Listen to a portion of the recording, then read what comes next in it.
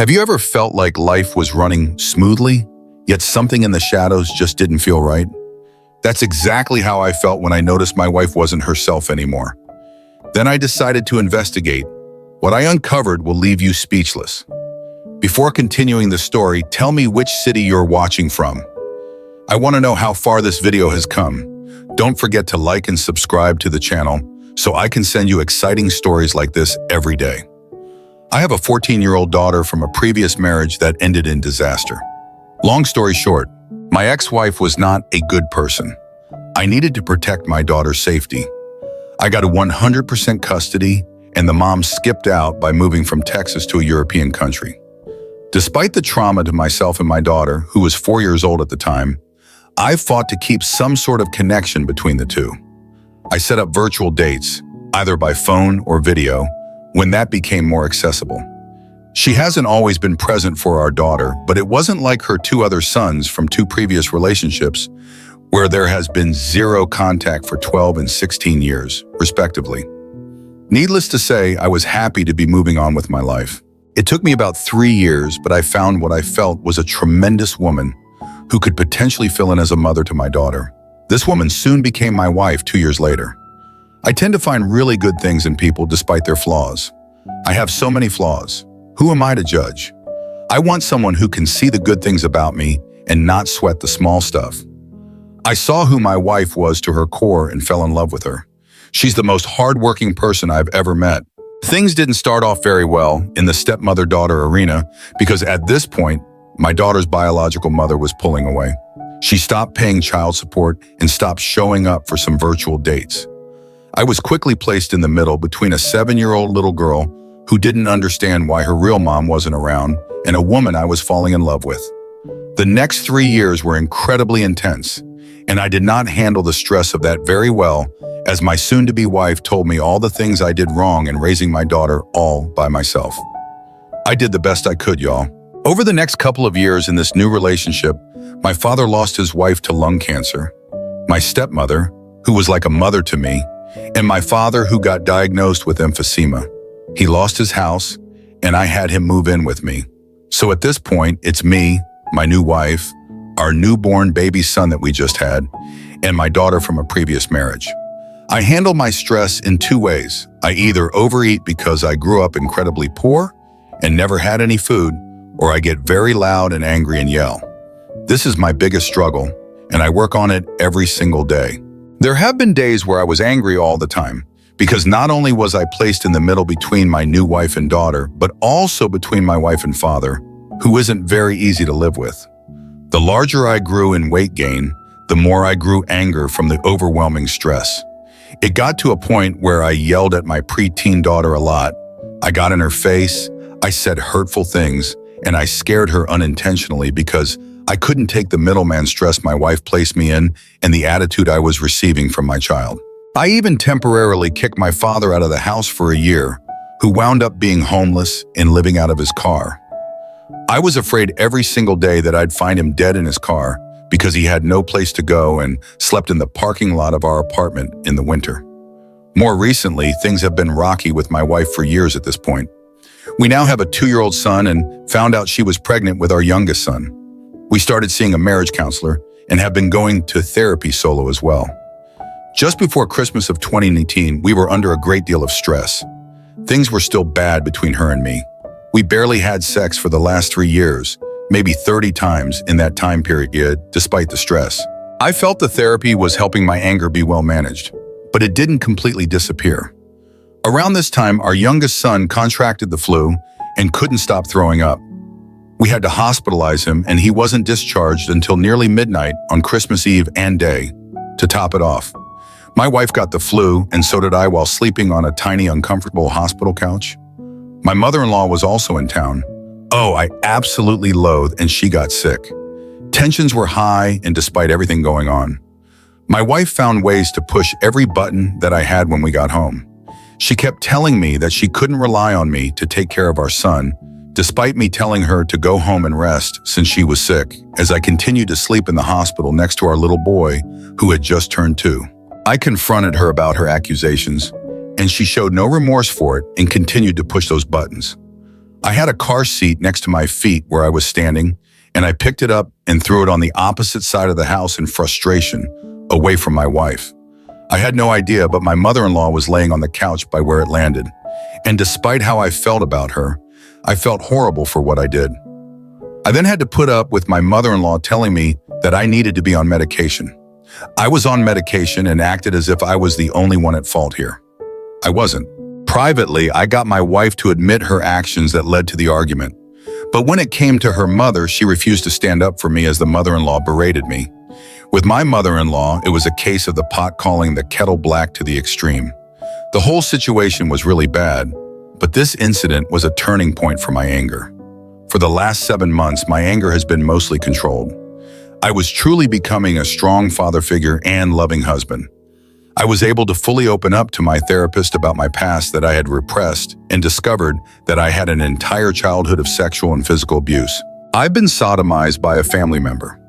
I was raped by kids down the street from my grandparents' house, and I was molested by a guy at a motel where we lived. I also recalled that I was physically abused by a babysitter for a while, and I was even abused by my mother.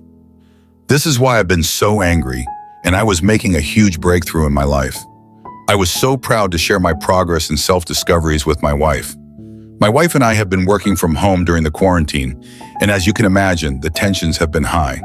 For the last couple of months or so, she's been spending a lot of time away from the house, anywhere from up to 4 to 5 days in a week.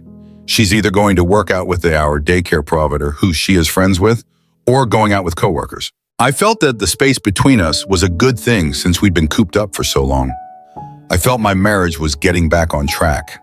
We even started to have a little more sex after some heart-to-heart talks about how my weight and her weight had impacted the pleasure for her. It really all made sense because her whole life, she's never been a very sexual person due to her own sexual traumas. I was feeling so good that I was even writing a self-help article to share my discoveries with others so I could help anyone who needed it. Over the last couple of weeks, I started to grow suspicious of my wife's outings. A lot of things didn't add up. She started tucking her phone away when I walked by her, which she never did, and the conversations between us just felt different. A week before our anniversary, she had plans to go eat dinner with a coworker we both knew. She kissed me goodnight and told me that she loved me. It wasn't a quick peck or someone you're obligated to kiss. There was love in there, or so I thought. Her dinner ran late, and it turned into a text message of her telling me she was going to play pool and that she loved me while sharing some kissy emoji, which was completely out of character for her using these emojis. I knew something was wrong. It was now 12:30 a.m. when she should have been home around 9 or 10 p.m., and I still hadn't heard from her. I had put both our sons to bed, and I sat up waiting for her, extremely concerned because she did not return any of my texts. I was able to log into her Google account and pin her device to see if she was in a location that would raise concerns, like being in an accident or broken down. She was in a town 40 miles away from our house, far from where she said she was supposed to be. I got in my car and drove over there to see if I could find her car. I arrived at 1 a.m. and was able to locate her car parked in front of a house I did not recognize. It was around this time that my daughter texted me, asking where I was. I don't know what it was about the conversation with her, but I felt she knew more than what she was saying. I kept telling her I was looking for her mother because I was worried, and it wasn't like her to be gone so long. My daughter kept trying to convince me that she was all right and was probably just hanging out at a friend's house. The more we talked, the more I grew suspicious that my daughter was holding back. Because of this, I pretended to be more panicked than I really was at the moment. I told her I was going to call the cops because I was afraid that maybe she was kidnapped or got into an accident or something, even though I was standing behind her vehicle. I paced behind my wife's car for roughly an hour, and it was now 2 a.m. She still hadn't come out. Her car used to have an issue where if you opened the car door, the car alarm would go off. I opened the door and remembered that we had gotten that fixed. No alarm went off. My hope was that she would come out, and I wouldn't have to knock on a stranger's door to see if my wife was there. I desperately didn't want to go to anyone's house. The light in the car came on, and I could see her youth baseball bat, which she had for protection, sitting upright. At this point, I was still unsure if she was cheating on me. I was pretty sure she was, but there was a part of me that was holding out hope. I grabbed the bat and paced back and forth for another hour while my daughter was unusually concerned about why I was out looking for her. It felt like she was protecting her and kept telling me that I was overreacting. The more she told me I was overreacting, the more I panicked. She eventually told me her mother was out with a guy and gave me his address, the address that I was at. Guys, my wife told our daughter in advance. She was spending time with a guy she met on a dating app, and they both kept it from me. My heart instantly sank and I walked up to the door. My heart tried to convince me that they were just friends. I told her that she doesn't get dressed up the way she did to go drinking with a guy that she just wants to be friends with. While I was pacing, I could see a half-naked man walking back and forth. I decided to bring the bat with me for my protection. I had no idea what I was about to walk into, and I was concerned for my family. That's when this young man, probably in his late 20s, answered the door. I told him my wife was in the house and I needed to get her. He intentionally played stupid and acted confused. He immediately saw the bat and was concerned for his safety. I know the optics are bad.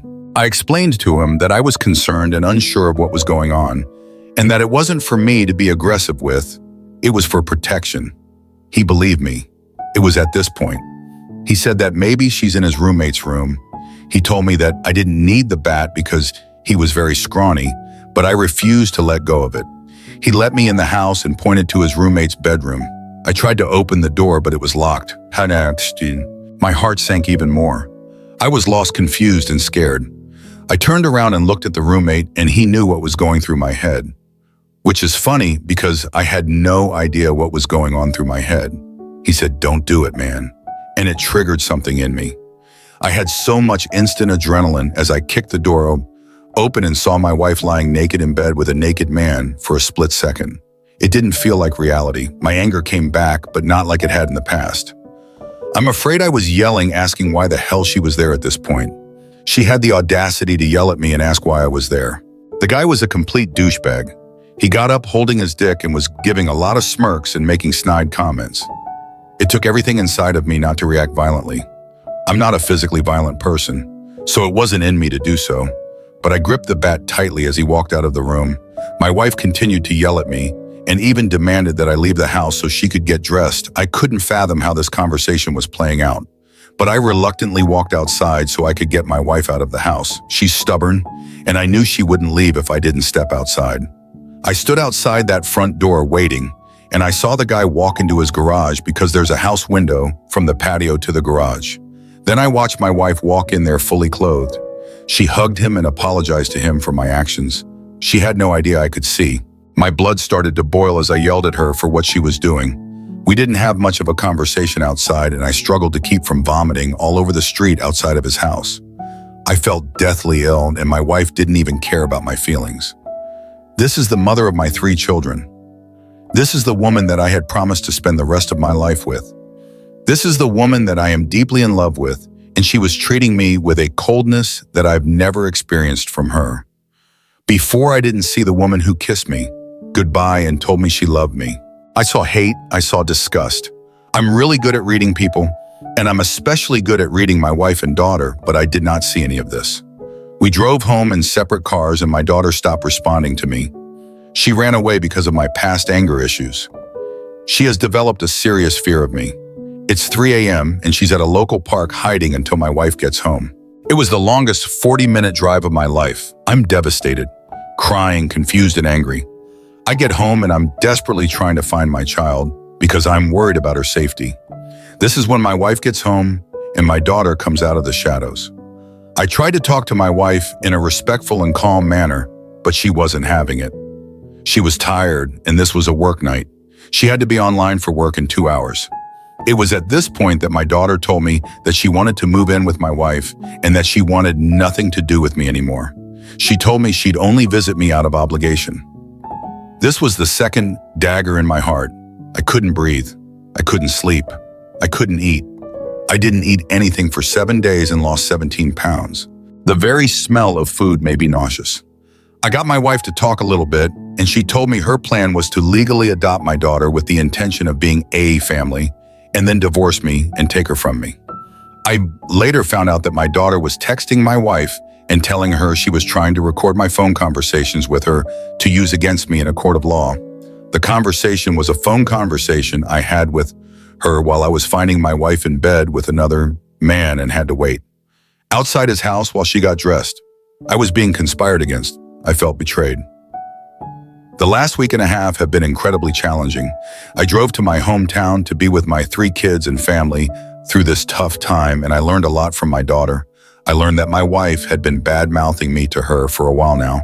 They have been making fun of my body issues and sharing text conversations she was having with a guy she was sleeping with. They both kept referring to me as insane and crazy, like I was at fault here. I can't imagine how someone can drag a child into a very adult situation. As intelligent and mature as my daughter is, she's still a little girl. She doesn't understand any of this, and she's only getting one side of everything. My wife and daughter have really bonded because my wife has been spending our money on things like Starbucks, so they could spend time together. It wasn't about the money, but it was about the quality time spent together. Whenever I wanted to spend money, I was always told we were broke. My wife obviously controlled the finances. I felt broke for 7 years now, but somehow she was always able to buy things on Amazon. My daughter absolutely has the right to be upset with me for the things I put her through, but I feel it has been escalated by a shared experience with my wife while she badmouthed me. If my daughter was at a 4 out of 10 on an unhappy scale with me, the conversations with my wife bumped her up to a 10. My daughter even told me she encouraged my wife to seek a male companionship. My anger has been bad throughout her life, and I'll pay for that for the rest of my life. But it hasn't been anything that hasn't warranted the treatment I've been receiving. If you ask anyone who knows me, they will tell you how much I love my children and how I would do anything for them. Now, my wife and daughter are wanting to put her in our divorce decree, her non-biological daughter in our divorce decree. They want to make it legal.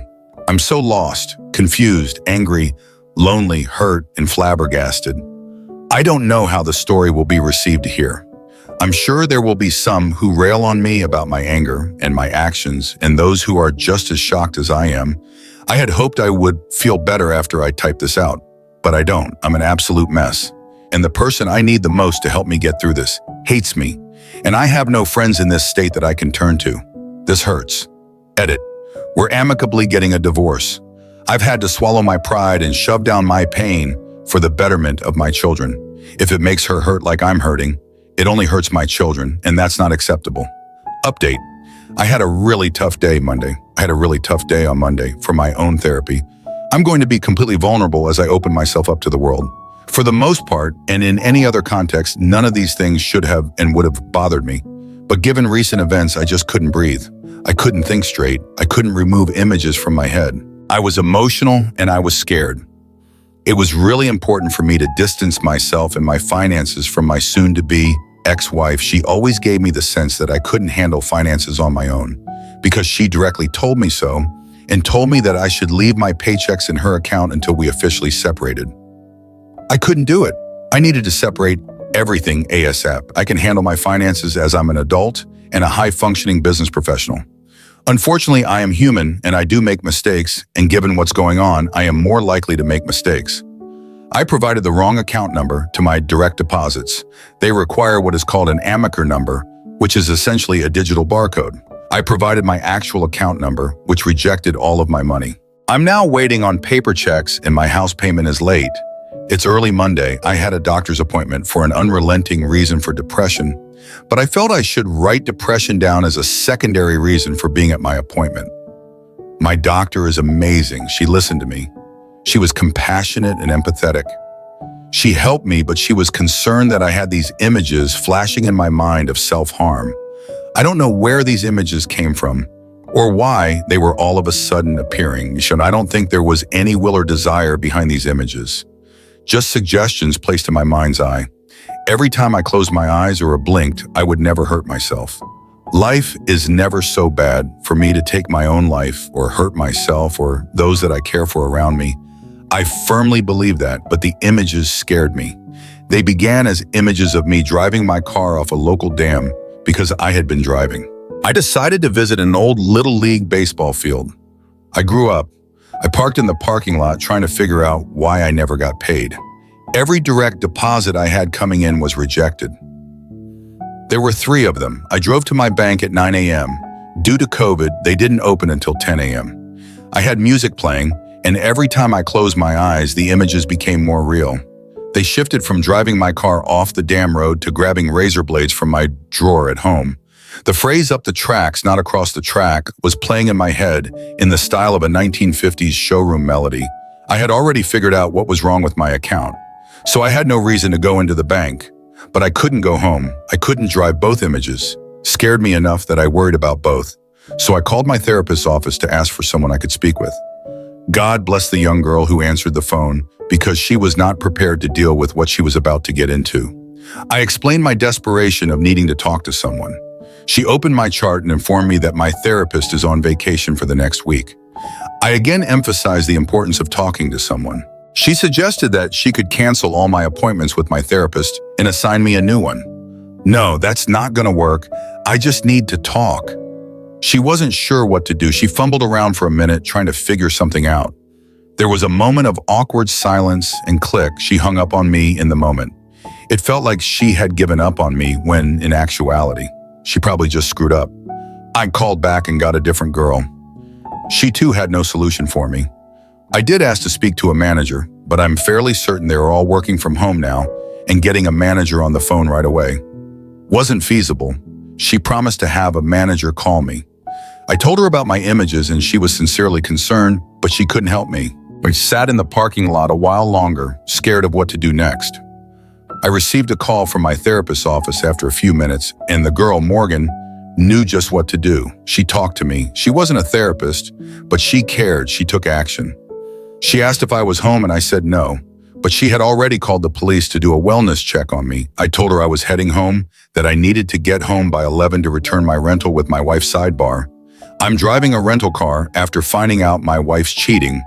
I was asked by my family to come home to Vegas so they could care for me. They suggested I bring my daughter. My wife suggested that I bring my 2 boys as well. A day before I was leaving, my car broke down. I had 2 bad engine mounts, a bad water pump, a broken fuse box, and bad spark plugs. I still really needed to get to Vegas. So I called my insurance, USAA, since I'm a veteran.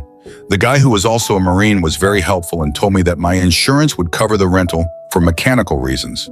After I got to Vegas, I was told that they wouldn't cover the rental, but had already paid $622 $200 deposit in sidebar. The girl was so sweet and listened to me that I started to cry while driving. In certain cases where I was explaining my story, I would start to sob. She stayed on the phone the whole time I told her I was home. I told her I walked into the house I was on speakerphone, and my wife could hear parts of the conversation. I hung up after thanking her and placed my head in my hand and gently sobbed.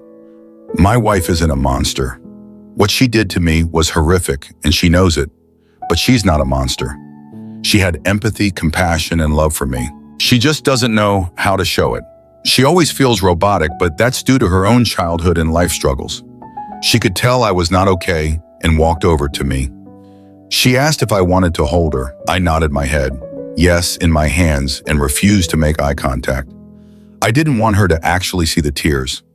I buried my head into her chest, gripped tight around her back, and bawled. She rubbed my back and told me to breathe. I cried harder. I appreciated her willingness to console me, but it felt robotic. It didn't fill the void in my chest where my heart used to be. It wasn't helping. Then there was a loud knock on the door. She asked what that was, and I said it was the police. She was confused. She asked why they were there, and I said they were there for me. She was worried.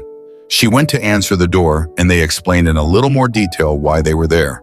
The 2 officers came into my bedroom. They were incredible. The female officer that was doing most of the talking instantly related to my daughter and my story. Her father committed suicide in prison. She talked about the void she had in her heart because of it. The male officer saw my U.S. James leg tattoo. He was a Marine. He started talking to me like a Marine. It helped, but they were dispatched to someone else, and the man shook my hand and the woman hugged me. They cared and it felt good. But they were gone, and my robotic wife sat down at her computer to go back to work as if nothing happened. I couldn't be there anymore. I said that over and over quietly to myself. but loud enough for my wife to hear it. "I can't be here. I can't be here." I got in my car and my wife didn't chase after me. I was crushed. I got down the street and she called. I couldn't answer. She texted that if you don't answer, I'm calling the cops to come find you. I didn't respond. She called again 2 more times and I couldn't answer. She continued to text me without a response. "Okay, I'm calling them 12:18 p.m. She called me again at 12:29 p.m. "They are going to call you 12:32 p.m. The female officer I spoke to before called me 6 times between 12:32 and 12:36. I couldn't answer. She even texted me. I was scared of these images in my head, and I did want to be somewhere safe. I drove to the police station and parked in the parking lot. I threw on some sad music and opened up Facebook and scrolled through 7 years of love and our family growth. I watched as my family turned from just me and my daughter into a family of 3, then into a family of 4, and finally into a family of 5. I absolutely love my family, but I couldn't answer the phone. Another officer kept calling from a blocked number. I did answer, but I wasn't very forthcoming with what was going on, so I eventually hung up on him. I needed to get away. My family and I took our first vacation up to the Pacific Northwest last August into Vancouver, Canada. I got on the freeway and started to drive that way, but couldn't do it. I turned around and started to head toward another city. That was meaningful for my wife and I. I couldn't do it either. While driving, I had a flash of a Catholic church in my head. I'm not religious, but I knew there would be someone I could talk to. I needed to talk to someone who wasn't a friend, who wasn't a relative. I sat in the pew of this beautiful church. I had a moment just for me. It was peaceful and relaxing. It quieted the images in my head while I sat there. I could breathe a little better. Eventually, I started to look around and no one was coming to check on me. It wasn't like you see in the movies. "I can't help you if you don't talk to me." I went to the administration office and asked for a priest or a confession booth or something. The nice woman said that there was only one priest today and he was out due to an emergency. She said there would be 2 priests tomorrow and asked if I wanted to make an appointment. I politely said no and walked away. It was almost 2:45 p.m. and I knew my wife had an appointment for the dentist at 3 p.m. I got on the freeway and decided to head to that city I mentioned before at this point. My family had been notified about my absence and started to call me and text pleading for me to answer. I couldn't. I got into the slow lane because I couldn't continue to drive. Miraculously, my wife drove right by me on the freeway on the way to her appointment. I needed to be close to her, so I followed her as I parked in the parking lot of the dentist office. I needed to see how worried she was. I needed her to feel the same level of anxiety that I felt the night I couldn't find her while she was cheating, but it didn't feel right. I couldn't sit there and stare at her car from the corner of the parking lot, so I drove back to the church. Sat on the same spot again in the pew and the priest showed up. He pulled me into a room to talk and I shared with him my story. At this point, my entire family is freaking out, but I had to talk to this priest. I told him everything. He was also very compassionate. He explained to me that none of this was my fault, that I don't need to think about self-harm. "Please answer your phone or come talk to me at 24 p.m. Why are you ignoring me for 36 p.m.? I'm getting to the end of my story with the priest, and he's giving really good life advice, and I look at my phone again. That's sitting on my lap. The wife texted me again. "We need to take the rental back. This is what you're concerned with now." The priest saw me breaking down and said he couldn't let me leave. He was mandated to call the police. We agreed he could call them. They showed up, and I shared my story with the 2 officers. The one male officer doing all the talking was also a 29 years old, like the female officer earlier in the day. But this time he was able to relate to me. He was also Marine and he had gone through almost identically the things I'm going through. I got these cops for a reason. Before they arrived, I finally called my wife and let her know that I was okay. I told her I was going away for a while and she needed to come pick up the rental. She grabbed a mutual friend and came up. She told all of my family that I was all right. The moment I saw her in the same car as our friend, I broke down. She stepped out of the car and I could not face her physically. I physically could not have my chest facing her direction. I couldn't have her see me like this. Both our friend and my wife stood in the parking lot and the cops stopped them from walking up to me as I slid my body behind the pillar and wept. The deputy asked if it would be okay if my friend came over to me, and I nodded yes. The closer she came, the harder I cried. She grabbed me and I broke down. She held me up, kissed me on the cheek, and let me sob. I could feel the warmth, love, and concern from her. My friend asked if I wanted my wife to come over. I wanted my wife to come over more than anything. I've absolutely killed myself to be a better person for her, and I wanted her in my life. I wanted to fix all the things I've done wrong, and I can't. It's over. I nodded that I wanted to come over, but it still struggled with facing her. I felt like a toddler who refuses to face their parent when they're in trouble. The closer she got, and the more she tried to stand in front of me, the more I cried and the more I turned my body away. The deputies asked if we wanted to go into a room together, and they would be there with us. They were incredibly protective of me. My friend walked up to my wife and angrily told her not to talk to me and just hold me. We went into a nearby room and I grabbed her and held her and cried some more. I couldn't control this. I've never cried in my life. I'm sensitive and emotionally open, but I'm not a crier, and I was embarrassed with it all. We said our goodbyes and I handed her the rental keys. The police put me in the back of their car and drove me to the hospital to speak to a crisis worker. I got some food, which was surprisingly good for a hospital. The nurses were incredible. They liked my mask and asked me about it. I bought it off Amazon. They listened to parts of my story, and we made fun of a drunk guy on a gurney as he belted out 2 tickets to paradise. I felt better. I had a long conversation with a crisis worker, and we agreed to create a safety plan. We identified my triggers and created responses that I could do to combat those tough moments. We agreed that I could leave since I was there voluntarily. So I've been staying with my friends since Monday night and away from my wife. I don't know why. I was having such a tough day. I think it had a lot to do with everything bad happening financially and watching my wife quickly move on with her life. She's still talking to the dude. She cheated because she likes him, because he's the opposite of me. She was asking our neighbors on social media for TVs and printers for parts for this new guy to use for projects. It crushed me for some reason. It made the last 7 years feel like they never mattered. I was overwhelmed with it all. I really am doing better. I got some medication to help me sleep. It's blocking out the bad images when I close my eyes at night, because every time I close my eyes, I see my wife's naked body lying next to a naked man. I see her kiss me. Goodbye the night she left to cheat. I hear her tell me she loves me as she left to cheat. I see the text telling me she was going to go play pool with a girlfriend that we both knew. I saw the disgust, anger, and hatred in her body when I caught her cheating. I needed to not feel her anger and hatred. I needed her to feel what I felt. Updated story of wife cheating and life after. Hey folks, it's been over a year now since I posted an update, and I didn't think that I would post an update because, honestly, who cares about my life, right? I didn't think my story was any different than any other story people have shared. However, I've noticed that I'm still getting a lot of messages from people giving me their condolences and asking for updates. Hell, apparently my story even got turned into a YouTube video, which was weird. What I found very interesting through all of these comments I've received on Reddit and YouTube as a purveyor of social media news is that so many different people can have different reactions and thoughts. Not only about me and my soon-to-be ex-wife, but even my daughter. Some of the comments were even a bit extreme. We all read so many stories every day about so many different events, and I've always wondered what the reality in those stories was and how it differed from people's opinions who never lived it. It's been weird to experience people thinking they know my life better than I do. Have I made mistakes?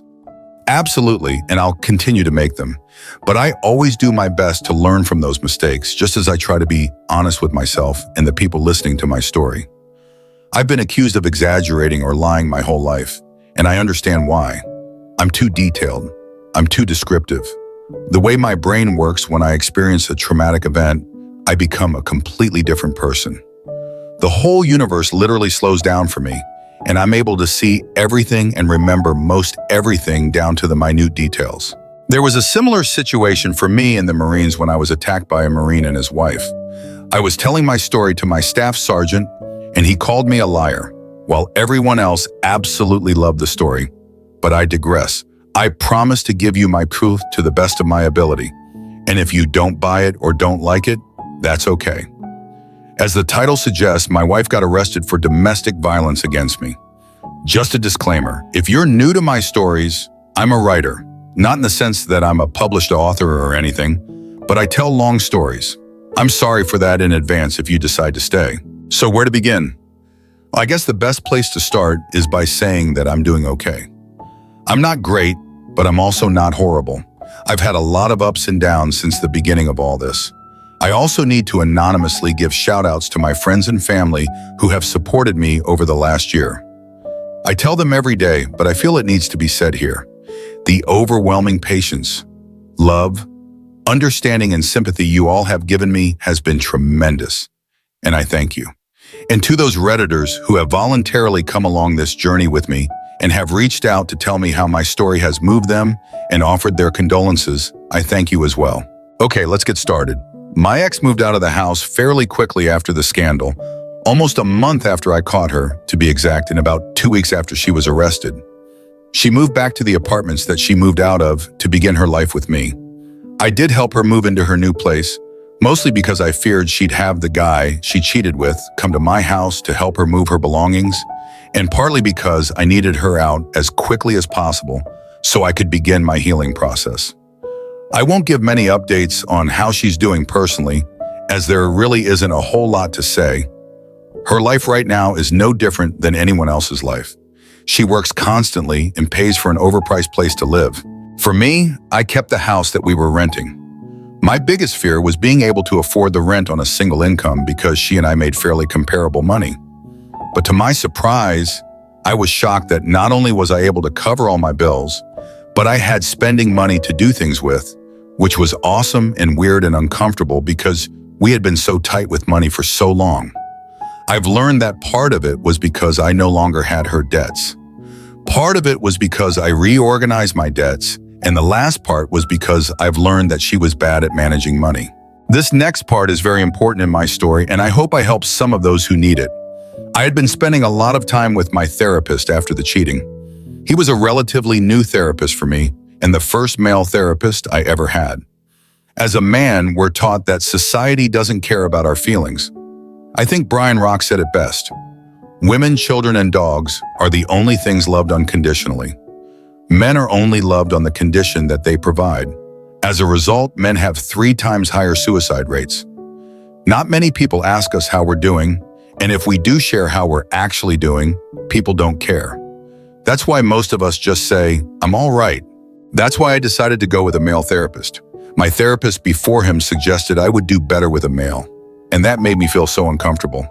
I've always picked female therapists because I felt I could safely be vulnerable with them, but it never really did the trick for me.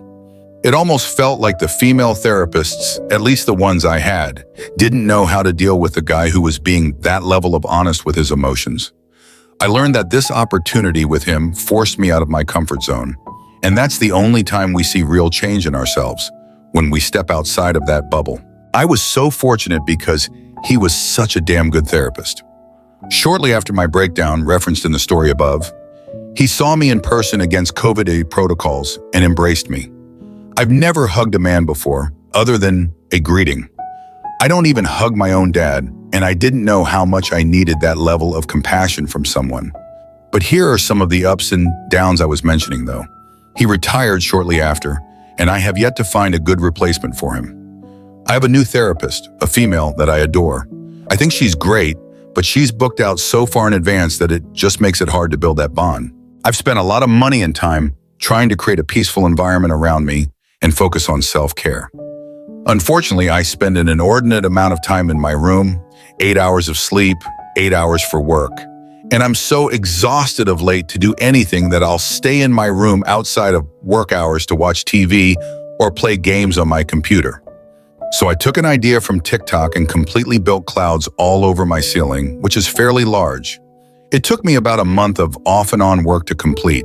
I'm not super handy or a do-it-yourself person, so I made some tiny mistakes, but honestly, I do love it. I bought Bluetooth LED lights and an essential oil diffuser with Bluetooth in a premium sound Amazon Echo and hooked them all up. I tell it to rain, and the LED lights mimic lightning.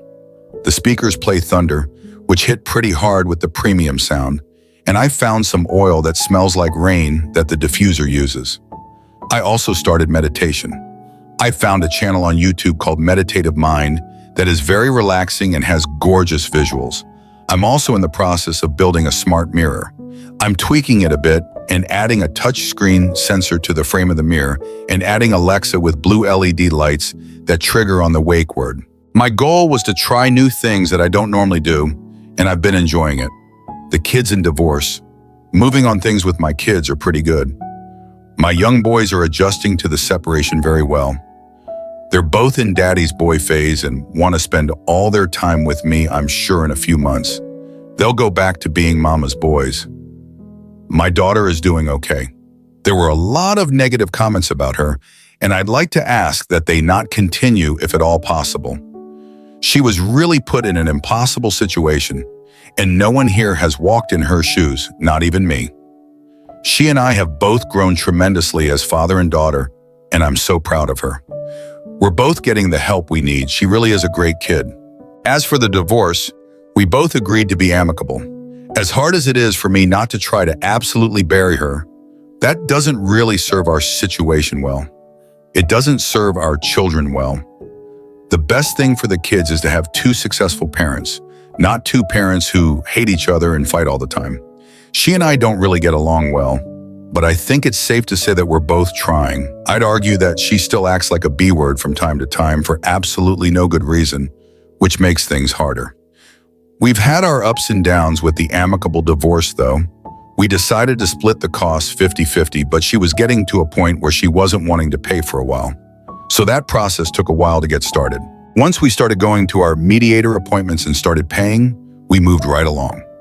But then she got upset about some really stupid stuff and placed the entire thing on hold, threatening to take me to court because I didn't want to take her to Disneyland with tickets that I had purchased with an accident settlement I had while we were together.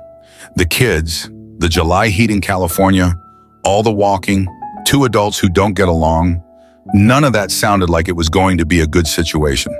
So I went with the kids and my father. She was so upset that she wouldn't even talk about what her concerns were and just put the divorce on hold for months with no word. Once we finally got to talking again and agreed to move forward, our legal assistant abruptly died from a brain aneurysm. We got a new legal assistant who took over her caseload, and the divorce should be final any day now. The final paperwork was sent to the courts, and once we received the paperwork in the mail signed by the judge, then it's official. Dating. I had, against the advice of just about everyone, joined a dating app. I needed to have someone to talk to, someone to flirt with, and who knows, someone that actually enjoys my company. As you can probably guess, it hasn't gone well. I've only made it out of first date status once. I was still honest with these women, that I was still married, going through a divorce, and that it was pretty recent. And that was clearly a red flag for them, and I get it. But what they didn't get was that despite those issues, I'm still the same person they enjoyed talking to and agreed to meet up with. I guess they just felt they didn't want any of that potential drama, and that's fine. One thing I've been told by a couple of women that really hurt was that they feared they'd have to raise my kids if they were to get involved with me and have to deal with the baby mama drama. I've been a father for 17 years, and I've never once needed anyone to raise my children. That's when I met this woman. She had liked my profile first, and when I pulled up hers, she was absolutely freaking gorgeous. She was fit. She was a marathon runner. She was sweet, kind, everything. Facebook dating lets you know if you have mutual friends with a person, and we had 3. It turned out that we actually had the same childhood friends, and that made everything between her and me so easy. She asked our friends about me, and I did the same, and they all raved about us to each other. It was an instant connection. She knew all the perfect things to say to me, which made sense because she was a social worker. She did so in a way that I pulled all my walls down, and for the first time in my life, I felt so freaking special and cared for. She works at one of the hospitals I worked for, and after a few days of talking, she asked if I'd bring her coffee so we could meet, and I agreed. She paid for the coffee, I picked it up, and brought it to her. We talked in my car for about 20 minutes, and then she asked if I wanted to kiss her. When I said she was gorgeous, she was gorgeous, so I said yes. Things were going so well between us that we were planning trips together. She got accepted to run the Chicago Marathon, So we booked flights together and really enjoyed one another's company. Then something changed. Her father got sick with cancer again, and her whole personality changed. I could feel her pulling away a little bit at a time. One night, she and I were supposed to spend time together, but she never responded to my text. She said she took a nap on the couch, but I could tell there was something off. I asked to speak to her on the phone, and she said no. I asked if I could come over to see her, and she said no. She essentially broke up with me through text and refused to ever see me again. All of the stuff that I had left at her place is probably still there or in the trash. She wouldn't let me grab anything, and we haven't seen each other since. She decided, obviously, not to go to Chicago with me and asked if I'd switch her flight tickets to a different seat for her so she could go with one of her girlfriends. Hold times are like 1 to 2 hours long for airlines, so I told her I didn't feel comfortable doing that, but she should have the ability to make the changes no problem. Apparently that pissed her off, as she didn't say another word. I got an email later that day that some changes were made to the flight, and I haven't heard from her since.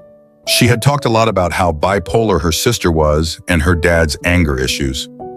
As I reflect on it all, I wonder if she's bipolar and has anger issues.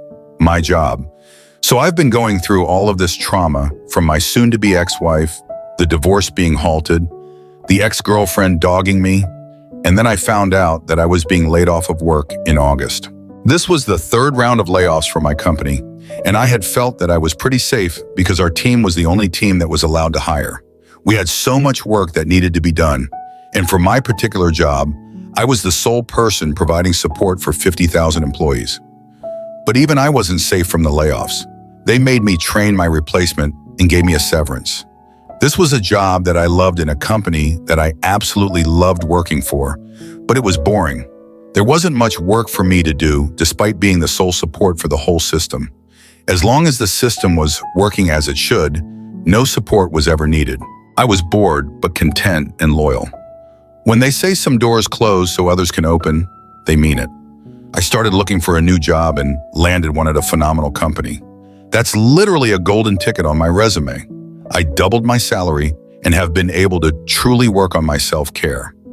I bought a new bicycle for trail rides and just bought a 2021 Subaru WRX STI, my dream car.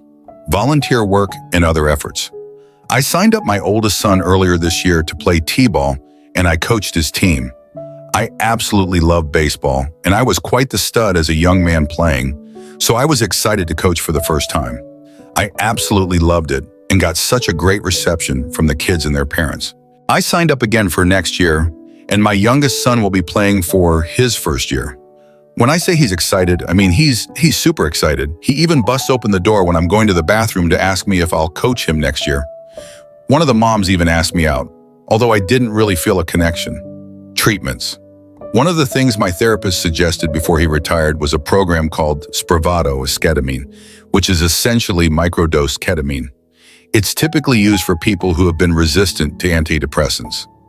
My experience has been life-changing, and I highly recommend it to anyone who is interested. You do hallucinate with your eyes closed. I learned that if you listen to music by carbon-based life forms or similar music and have haptic feedback headphones for vibrations, I got the Razer Nari, you can literally elevate your experience. Despite my struggles, I feel so much better than where I was. I really think it saved my life. I'm calmer, more level-headed, happier and focused. You can go to Spravato's website to look for local offices that offer this. They typically want you to have tried 3 different kinds of antidepressants before they try you on this. You can lie to them and say you've taken 3 types. Mindbloom is a website where you can get it sent to your house, but I recommend the office route over the website route if your insurance will cover it. It'll be cheaper. Other activities. As you can tell, I do enjoy writing. I'm currently working on about 11 books and short stories, and 1 article about mental health. They're all a part of the same universe I created, except the article and short story. Most are graphic novels and children's books. Sci-fi, 5 books. Children's books, 3 books. Comedy, 1 book. Horror, 1 book. Short story, 1 article, 1. To summarize, I'm still hurting a lot, but I could be a lot worse. I'm convinced that I'm going to be alone forever. partly because it's impossibly hard for a single dad with young kids to find a woman who wants to implant herself in a large family, and partly because I'm such a broken mess. I can't commit to anyone, and my depression is so bad that my weight is getting really bad as a result. I did make an appointment with a doctor. I think it will help with my weight issues and the exhaustion I've been experiencing. I lost my job, but I landed an even better one. My divorce should be final any day now. This process is absolutely not something you overcome in a short period of time. I was going through divorce care meetings, and one of the meetings included something that felt so profound. When you are single, you're whole, your spirit is whole. Then you meet someone and fall in love. You start a family with them, and your two souls merge into one larger soul. But when you go through a divorce, especially a traumatic one, your soul is literally ripped in half. It takes a while for you to become whole again while alone. That was the best summary I've heard to explain divorce and the pain. Side note, while on a dating app, I found my ex-wife and almost swiped right on accident. My best friend is also going through a divorce. I almost swiped right on his wife. Pro tip, swipes lower. As I sit here, reflecting on everything that's unfolded, the heartbreak, the pain, and the lessons life has forced me to learn, I feel an overwhelming mix of emotions. There were days when I thought I'd never rise again, nights when sleep eluded me as painful memories replayed over and over in my mind.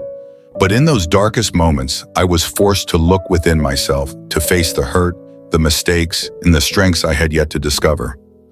What I've learned is this: no matter how much the world turns against you, as long as you don't turn against yourself, you can always find a way to rise. This journey hasn't just been about healing, it's been about rediscovery. Rediscovering what truly matters, who I am, and the resilience I didn't know I possessed. While I may never forget the bitterness of betrayal or the pain of watching my family fall apart, I will also never forget the moments when I realized my own strength. Bit by bit, piece by piece, I've begun to take control of my life again. If there's one thing I've learned, it's this: pain does not define you. How you overcome it does. I'm sharing this story not just to release it from my own chest, but to offer hope to anyone listening who might feel lost or broken. If you're out there feeling like the darkness is too much to bear, remember this: light is always there, waiting for you to find it. You are not alone. Your journey, no matter how hard, is part of the growth that you'll one day look back on with pride. I hope this story resonates with you, not just as my story, but as a reminder for all of us that life can push us to the brink. But it is from those very depths that we can rise stronger than ever. If my story has touched you, I would be truly honored if you'd take a moment to subscribe to my channel. I'll continue sharing stories about healing, facing challenges, and the meaningful lessons we can draw from life. Let's walk this journey together. Thank you for listening, and I'll see you in the next video.